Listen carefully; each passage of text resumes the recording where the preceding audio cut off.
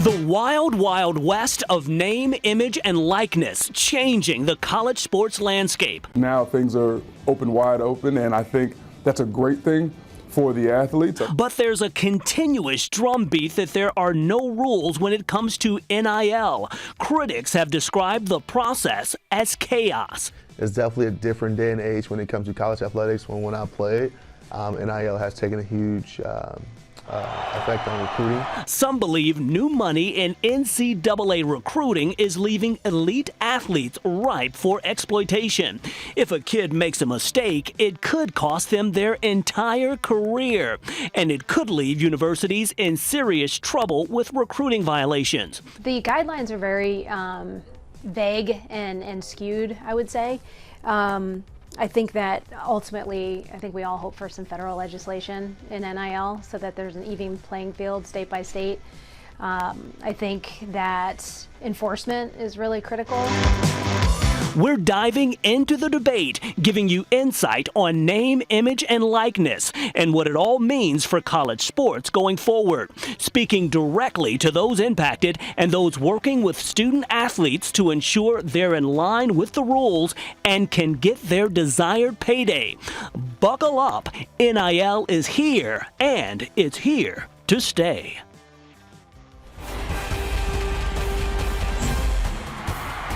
Yes, indeed. If you're a college sports fan, you've seen these three letters, NIL, name, image, and likeness, over the past 2-3 years. Those three little words have caused plenty of buzz across the world of college sports. Yeah, NIL has become the universal shorthand for the ability of college athletes to become paid endorsers and monetize their success outside of school-funded scholarships. Before July of 2021, college athletes were not permitted to receive profits from their name, image, and likeness. Since then, though, a lot has changed. I'm in Riyadh, Saudi Arabia for the 2023 Global Esports Games. Gamers now seeking knowledge in the name, image, and likeness space. You have young gamers who are great at what they do, playing video games, but they don't understand the business happening around them. NIL might even entice high-end players to wait on the draft. Hey, I can make $1 million if I stay at Ohio State and feather the nest a little bit and then feel like, hey, after another year, I'll be ready to go. This year is really, we're seeing a lot of activity this year. Is it over 1,000 players, kids in the portal? The portal is busting at the seams, and I think a big reason why, it's a combination of things. Now, more than ever, student athletes have choice, and they have the ability to make a move if they want to make a move. They have a chance to put themselves in the portal to see what could be out there from a financial perspective when it relates to name, image, and likeness, even though we know that name, image, and likeness is not meant to be an inducement to student athletes. We know exactly what it is. Has all of this created what I would call free agency now? So the NCAA president, Charlie Baker, is trying to come up with and show Congress and to show kind of the court systems just broadly that, hey, we can take control back in college sports, and we'll see where that goes. Yeah, do you think the NCAA proposal is too little too late? The NCAA should have been dealing with this years ago. We're going to continue to have these conversations because there is so much change and there is so much pressure on the business model of college sports right now. We're going to be talking about this for a while, and college sports very well may look different in the years to come. Oh, yeah. Luke Fedlam, one of the best in the business when it comes to educating athletes, coaches, university administrators on the ins and outs of NIL and where the rules stand now. He's here to provide us a little insight, along with former Buckeye football fever analyst Jay Richardson, 7 years in the NFL, providing a player's perspective to the ever-changing world of college sports. Yeah, and Jay, we're going to kick it off with you first. You love NIL. Sorry it wasn't around when you were here. But do you see any negatives in this new world? You know, that's a great question. When I look at NIL in the landscape, I think it's happening fast, Killian. And I think when things happen fast, a lot of things fall between the cracks. So not so much with NIL, but if you think transfer portal, there are a lot of kids that get left behind when trying to hop from school to school. That might be one of the negatives I can say that can affect a young person's career, is really understanding what the outlook is for for them when they decide to switch schools before they make that decision. And I think that can lead to some turmoil in their future if they don't execute that properly. But as far as NIL, I think that is a fantastic thing for the kids. Honestly, for some of the schools too who want to balance the playing field and want a chance to recruit some of those big dogs. If you look at what Deion Sanders did at Colorado, like that's not going to happen at other schools unless you have a big time guy with a brand and a name and some money.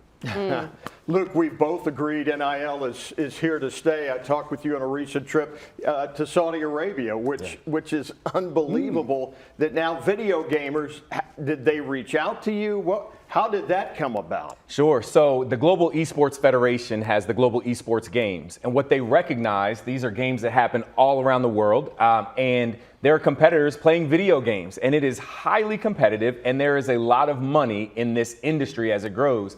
So they reached out knowing that just like traditional athletes, you have some of the same problems in esports. And those problems are the fact that you have young athletes who are great at what they do, great at their sport, great at their craft, but they don't understand this business that's happening around them. And when we think about name, image, and likeness at the college level, you have great athletes that are great at what they do, but now they're thrust into this business world that now they have to navigate and oftentimes don't have the skills to do that. Before we move on, let's hold it there. I wanted you to talk about where you've been this week, today, and because we're at tax time, it's an interesting dilemma, is it not? It certainly is. It certainly is. So we've been fortunate. Just came back in from Iowa State University where we were talking to their student athletes about taxes and preparing for taxes. I will be at Notre Dame next week with Ohio State, some of their student athletes next week as well. Out at the NCAA as well when they do their elite symposium for football coming up next weekend. So just a lot of conversations as student athletes understand, again, great opportunities with name, image, and likeness, but with those opportunities come responsibilities. Taxes, understanding the law and business is important. Yeah, the push for more NIL cash is nonstop. The pay for play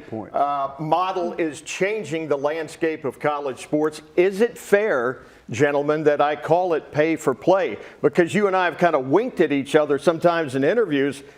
It's not where it was started. I mean, do you find that evident out there now? Well, can we have an honest conversation? I mean, it's only on TV going to tons of people, right? Well, let me tell you that we're going to bring in Brian Schottenstein. He can address that and the way he has worked charitable organizations into his NIL. But what do you say? So what I say is this. If we're having an honest conversation about name, image, and likeness and what it is, we have to recognize, I've termed it that we have pure NIL and we have synthetic NIL, right? So pure NIL is this idea that I as a student athlete can license or lend for a fee the use of my name, my image, and my likeness to a third party, to a company, to a brand, to do social media influencing, whatever that may be. That's pure. But we also have synthetic. Synthetic is really the collectives, right? And we can think about that from the perspective that they're focused on finding deals for student athletes at a particular institution so that that student athlete can have money while they're playing their sport at that particular institution. That is very much like pay for play, but in a way that is absolutely legitimate, and it can happen through the rules that are now in place with name, image, and likeness. That's a really good point. And thanks for the clarification, too. I think a lot of people would be interested in that with this ever-changing world. Now, big name businesses and donors have helped players cash in. And as Rodney Dunnigan explains, the university is calling on fans to step up as well. When we talk about big-time college athletics, it's a good thing. It's true balance. Football Fever analyst Jay Richardson says schools like Ohio State need a whole lot of it. Now things are wide open, and I think that's a great thing for the athletes. OSU administrators now urging fans to do their part. Athletic Director Gene Smith releasing a recent statement pushing for fans to support 3 NIL collectives: the Foundation, Cohesion, and the O Foundation. I think it's tough to try to put the onus on the fans to help generate enough, to increase the pots to be able to bring in the best players, but that's where we are. The cash cow that is NIL is an issue we've been investigating. Brian Schottenstein and Cardell Jones are 2 of the names behind the foundation. We've had a great relationship with all of our student athletes. We work with their managers or their agents or whoever is representing them for their NIL, and we haven't had any problems at all with any of the deals we've done. Still the Wild Wild West. it's definitely a different day and age when it comes to college athletics. When I played, NIL has taken a huge effect on recruiting. From ticket prices to merchandise, fans are already shelling out plenty. Is it fair to fork over dough for NIL as well? Richardson says it's a sign of the times. College sports has been a multi-billion-dollar industry for decades, so nothing's really changed. The only thing that's really changed is now the people are getting a chance to see kind of all these transactions and a chance to see the landscape that it's really always been. As schools try to get more creative with recruiting and retention of athletes, name, image, and likeness funding will be key. So if you're a big fan of the Bucks and you want to see your favorite young player in Columbus, you may be forced to pay up. All right, let's get into it. Brian Schottenstein, co-founder of The Foundation, intimately involved in NIL and a charitable component there as well, which is nice. NIL has become vital in recruiting for schools across the country, university donors, fans, stepping up, footing the bill perhaps for players to represent their schools. Yeah, so let's talk about the importance that fans are playing in this new world of sports. So Brian Schottenstein, I'm going to kick it to you first. We are seeing fans get much more involved in NIL. How have you seen them step up to help out? Well, we really had an amazing month in January. We raised over $3 million in 1 month to the foundation. And the fans, I think, are starting to really buy into it. Yeah. They realize the importance of raising money. For us, it's you're helping the players compete on the field, but most importantly, they're giving back to the community. So we have 7 charity partners right now. We just had an event yesterday with Big Brothers, Big Sisters, and it's really nice to see the student athletes give back to the community through these charity partners. Yeah. Brian, what do you think convince folks to, after they've bought tickets and memorabilia and concessions and on and on and on, to go above and beyond? What do you think? I asked Cardell about this. What motivated them? Was it the Michigan triumphs and rise in recent years? I think that definitely played a huge role in it. You know, when you see your rival win the national championship, it motivates your program to really, pony up and have the donors, invest in the NIL and the foundation, which was good for us. But now that we raised the money and we are so successful, like now we actually have to win. Like this is going to be a big year. So, I'm counting on Coach Day and his staff. Coach Day has been really great to work with. Yeah. He's actually out calling people and fundraising. It's a real big part of it is the coaches, they're allowed to fundraise for the collective. So that is a big part of it as well. The coaches are. Correct. Outstanding. Next is the impact on transfers from the portal. One important figure, new OSU quarterback, Will Howard. Going to Ohio State and playing quarterback here would be a huge honor and an opportunity that would be hard to pass up. And it was a long process, but I'm glad I ended up here. The Buckeyes have been very busy in the portal recently, bringing in a ton of talent. I actually spoke with Caleb Downs to see why the All-American safety picked Ohio State when he left Alabama. 40, Caleb Downs on the west 30-yard line. Got about 15 minutes with these guys, folks. The king of the class is safety Caleb Downs, considered the top player in the transfer portal. Coming to Ohio State was not a difficult decision. I just love the program here. I love Coach Walton and love what the people had to say around here. I believe in Coach Day, and I believe in this team. Talent runs in the family. 2-time Pro Bowler and 11-year professional Dre Bly is Downs' uncle. They discussed the move. Yeah, I talked to him before I committed just to see how his thought process was going and what he thought about my decision. Name, image, and likeness played a major role in the retention of several frontline players and attracting the top transfers. An informed source told ABC6 between $5 and $6 million was raised in the run-up to the new year and the NFL deadline for underclassmen. Brian, what motivated Ohio State NIL here in the last 2-3 months? It's really good to see the Buckeye Nation is really understanding the importance of NIL. And what I love about the foundation is we're a 501c3. So every time we pay a student athlete, they have to do charitable work.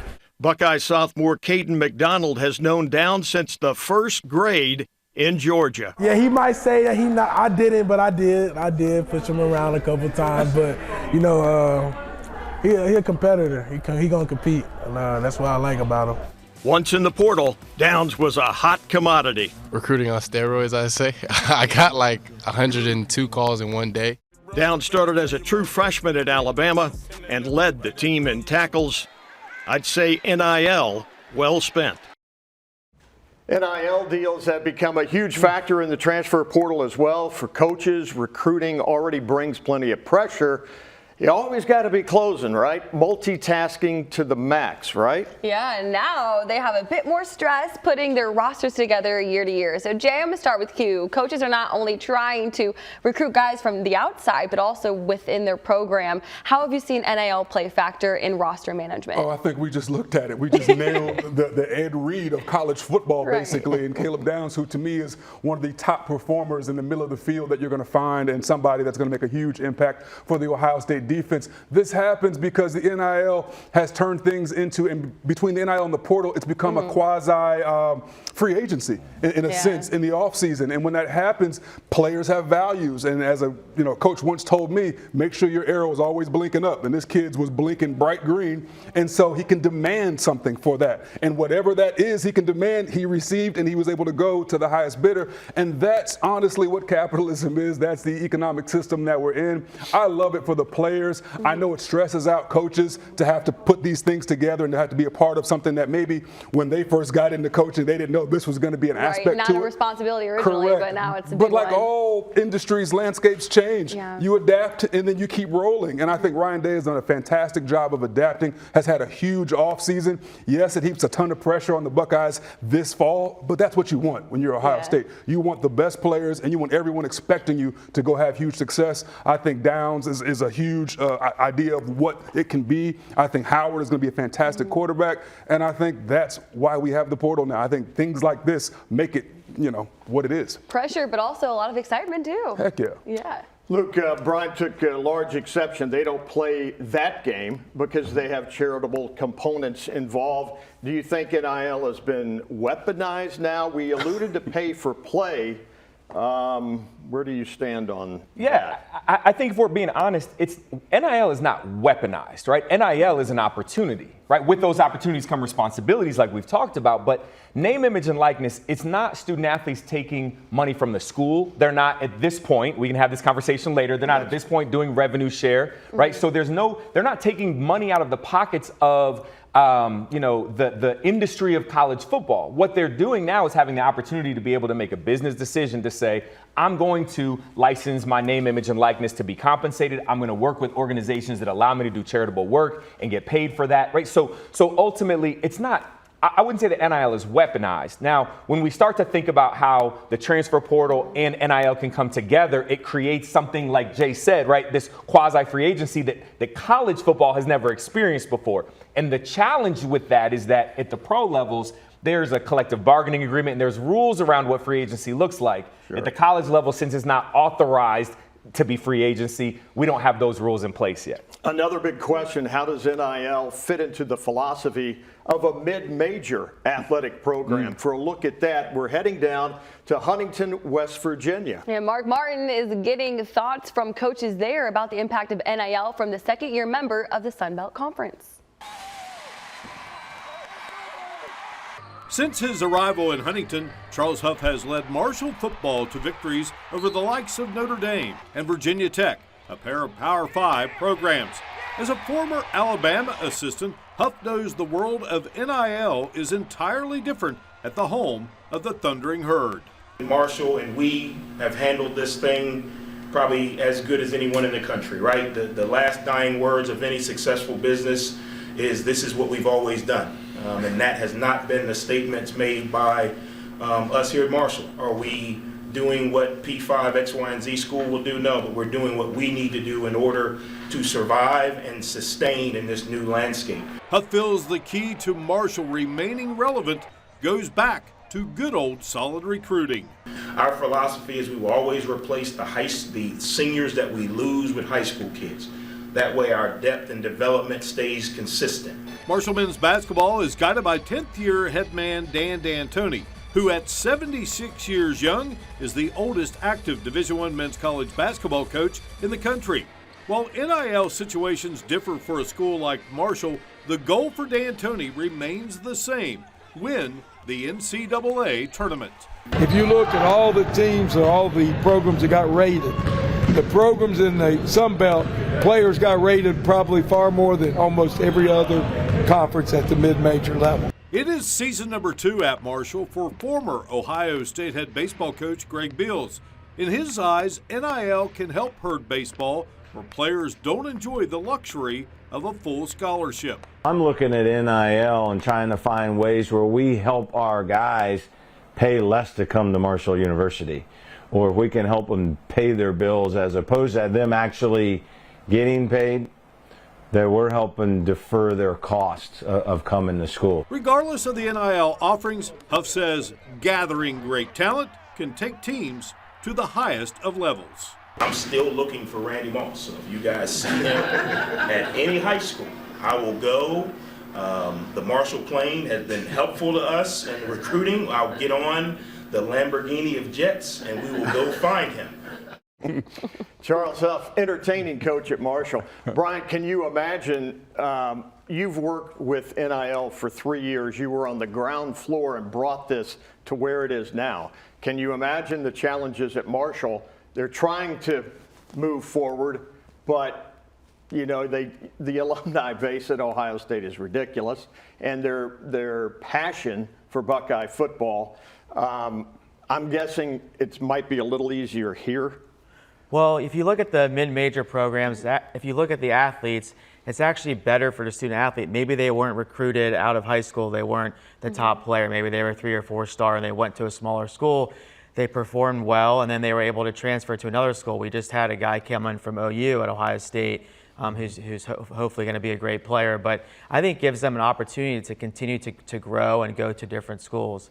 But just to be clear, like, you know, the foundation, we don't talk to players that are in the portal or recruits. Like, they enroll to Ohio State, and then we can talk to them once they're enrolled about what we think, you know, we could do for them as far as NIL. Important clarification there. Mm-hmm. Have you consulted with a group of 5 schools? Is anybody, hey, we need help here? Well, absolutely. And we've actually consulted with schools at all levels, including HBCUs, D2s, D3s, because the thing is that when we think about what name, image, and likeness is, and this opportunity for student athletes to earn compensation, it creates the opportunity to be able to teach life skills. So when I go in and talk to student athletes, I'm not talking about how they can be a better baseball player or football player or basketball player. I might have some tips for them on the basketball side, but that's another conversation. But what we're talking about is how can we help teach you about taxes, help you understand what to look for in contracts, to think about budgeting and money so that when they leave school, they're in a better position than when they started. And if they make the right decisions because they have the education, whether their money is just a little bit of money that now helps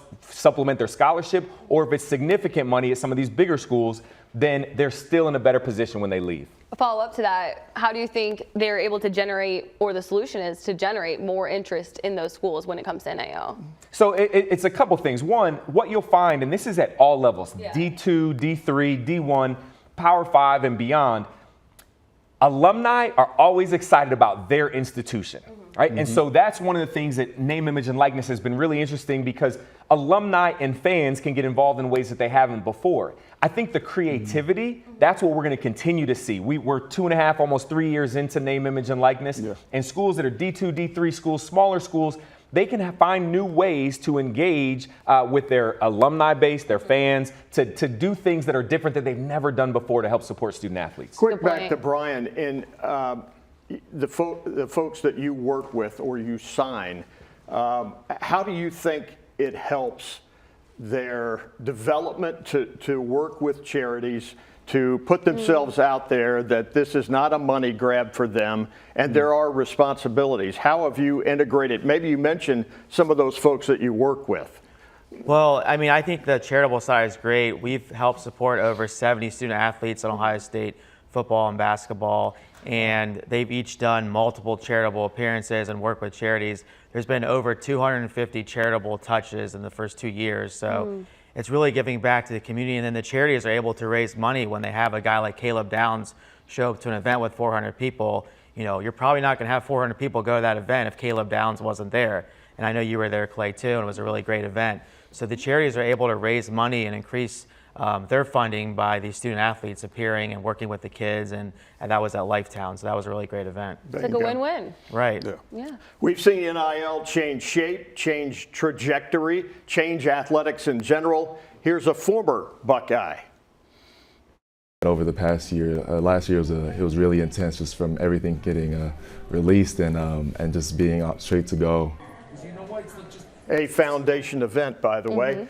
From TV commercials to brand deals, some college athletes are cashing in all sorts of new ways thanks to NIL deals. We want to take a look at the checks and balances being put into place to keep students safe, something the athletes, their families, universities, and collectives all want to see. Ronnie Dunnigan looks deeper into the steps being taken to look out for the athletes. Nothing beats Ohio State. Making sure they are set on the court and for the next step off the court. And I've made so many beneficial connections. Players like OSU volleyball's Sydney Taylor tell us name, image, and likeness is changing the game for Buckeye student athletes and players across the country. At first, I thought it was crazy. Taylor wants to ensure the deals are fair for all involved. It's definitely a big gray area. I think depending on who you're working with, one, you never know, and I think Ohio State has really made it clear, like, ask us for help. NIL is very new and in many ways unknown. The foundation founders, Brian Schottenstein and Cardell Jones, major supporters of the athletes. As I started seeing a lot of schools in the South have these collectives, I'm like, we have to have something in place. Yeah, I mean, we've had a great relationship with all of our student athletes. We work with their managers or their agents or whoever is representing them for their NIL.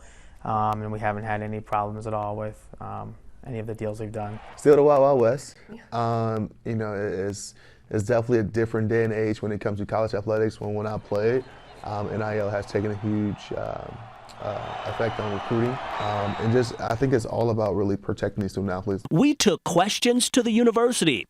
Carrie Hoyt says she talks with students frequently about all of this. You know, we don't have like true insight to what those contracts look like until a lot of them are executed. So I think there have been situations where, you know, we've picked up on some language in a contract that maybe wasn't ideal. And we are talking about big money. According to their NIL impact report, she believes more guidelines are certainly needed. I think in our first year it was right around 3.2 million. The guidelines are very vague and skewed, I would say. I think that ultimately, I think we all hope for some federal legislation in NIL so that there's an even playing field state by state. I think that enforcement is really critical. Athletes like Taylor navigating the classroom, court, and that new NIL landscape. With NIL, it's super impactful on what we can do in our community. You bet. In January, the NCAA's Division I Council approved a set of consumer protection rules around NIL. Among them, athletes will be required to report to their school NIL deals worth more than $6,000. This includes terms, compensation, service providers. NCAA also plans to create a voluntary registry of NIL service providers and agents meant to provide a pool of credible options for athletes. A couple of things. Jay, quick to you. Yeah. Do you think NIL, should Brian Schottenstein register with some sort of, like agents do with the NFL, correct? Yeah, I think that's a good parameter to put in place. I think that helps protect the student athlete. You want a database of everyone that's involved with the athletes, that's involved with these money exchanges, so you can get a feel for who's doing what. And that way, if for some reason things go sour, you might want to put a little tick mark next to that particular agency or that company and go, okay, that's somebody. Or if things go well, maybe the opposite. But it kind of creates a database so they know kind of who's moving, who's doing what, and how it's affecting the kids. Brian, you're right on the pulse of NIL, and Gene Smith had talked about, and others as well, that this might come under the school's heading at some point. You call that institutionalized? Correct. Are we close to that? I think you're going to see some legislation this year occur in the spring where companies like Learfield, which is Ohio State sports marketing, can actually handle some of these NIL deals in-house through the different companies that sponsor Ohio State. But eventually, I think it'll all be institutionalized probably in the next 1.5 to 2 years, where all the schools will have NIL run in-house with the athletic department. Does that mean you start to get a little sleep at some point? Yes, for sure. I can go back to my baby. That's right. Luke, do you see guardrail structure, governmental playing a part here at some point? So that's what everybody really wants that are in the industry. Conference commissioners, university presidents, athletic directors, they want to see the guardrails. They want federal legislation. Whether or not that happens, there's a lot going on that Congress is already dealing with. There have been multiple bills that have been, proposed, but nothing's been voted on. And so the question is whether or not the federal government is actually going to move on federal legislation. What we can see is the NCAA to continue to be engaged in the really the regulations that will govern what name, image, and likeness looks like. So this idea, as you mentioned, of having a third party that's going to have an agent registry or third party registry to help student athletes with some level of due diligence and understanding who they may be working with. Those are the things that are going to be important to help provide some guardrails, because ultimately schools want this, families want this, and student athletes want this. They want to be protected as they navigate this space. Brian, you deal intimately with the coaches, the head coaches at Ohio State. How refreshing would that be for them to, because Ryan Day has talked ad nauseum about this happens, that happens, and it creates a lot of hard feelings. Could that happen, that this could be regulated and the coaches would then not be, they don't know what to do sometimes? I think eventually it will all be regulated, and it'll be institutionalized, and it'll be more formal with how the players are getting paid and whatnot.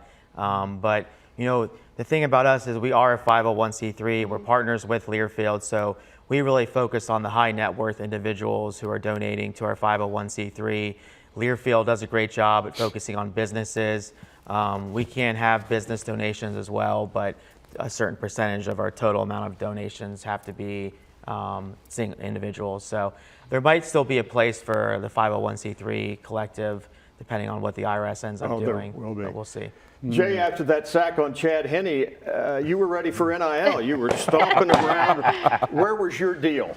Yeah, right. I think a lot of guys from my era missed out on some deals. It was really cool to play the video game. And I think people remember this from EA Sports when we were all freshmen and we could see our likeness in a video game. And I thought that was one of the most amazing things. None of us was thinking that, by the way, that year EA did like $200 million in revenue from that video game using every player in college football's name, image, and likeness. And I think stuff like that makes players from my generation go, man, we kind of came along a little too early. However, most of us are pretty excited for the players because we know what they put in work-wise. We know the schedule. And we know that, for a lot of us, we were going into the couch cushions looking for change to buy, a cheeseburger off McDonald's 99-cent menu when it first hit the market. That was huge for us. And some fans they don't comprehend. They can't wrap their minds around the idea that these elite athletes were not being compensated in any form financially. They were just working. Beyond the scholarship. Beyond the scholarship. Right. And that's fine. But in this new landscape, I think it's starting to balance the scales a little bit. And by the way,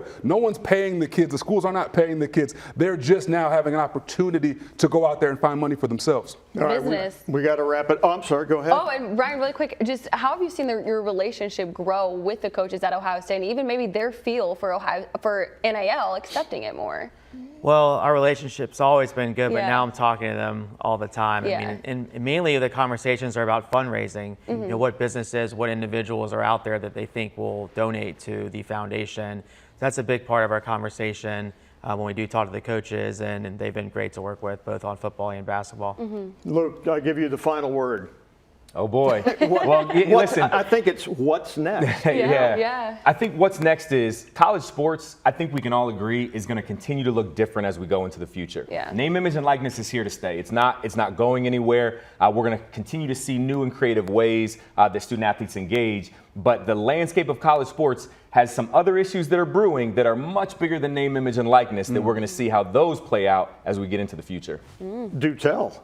Well, so if we start to think about student athletes as employees, there are lawsuits that are being dealt with right now on that. Revenue share. So as conferences start to have multi-billion-dollar deals, the idea of revenue and sharing revenue with their student athletes, there's a lot more to come, and we're going to see how that plays out. Luke, do you see unionizing coming into play here in the future? That was my question. Not that long ago. Yeah, that's right. Well, actually, Dartmouth men's basketball is actually taking their vote on unionizing, as they've already gone through the process with the NLRB. So very similar to 2014, 2015 with Northwestern football. But now it's a different situation now with the National Labor Relations Board getting involved in different ways. That's going to be something that is absolutely going to be a significant change and different than what happened in Northwestern football, where the NLRB ultimately said they didn't have jurisdiction. Now we think that that's going to actually play itself out, and if that change happens, there are going to be some significant changes to college sports. Wow. What a topic. A lot to grasp. What a topic. What a topic. Gentlemen, thank you so much for being here. Brian Schottenstein, Jay Richardson, our own guy, and Luke Fedlam, who to me is the preeminent cat on name, image, and likeness in this country. Almost 3 years after NIL rules were put in place, most Division I college football and basketball players are earning some money, with average deals in the 5-figure range, would you say? And some going into 6 figures as well and beyond. Yeah, proposals are currently working their way through the NCAA governance model that would allow schools themselves to have more of a direct role in NIL negotiations and deals. One thing everyone agrees on is that the current system needs some work, and simply put, just won't last. We thank our panel here this evening for weighing in. Hopefully we've given you a little bit of knowledge on where the future of college sports is headed. Thanks to all, and get yourself educated, and come see us at abc6onyourside.com and the ABC6 YouTube channel. That's it for now. For the Football Fever and my partner, Kellyanne, let's call it a night.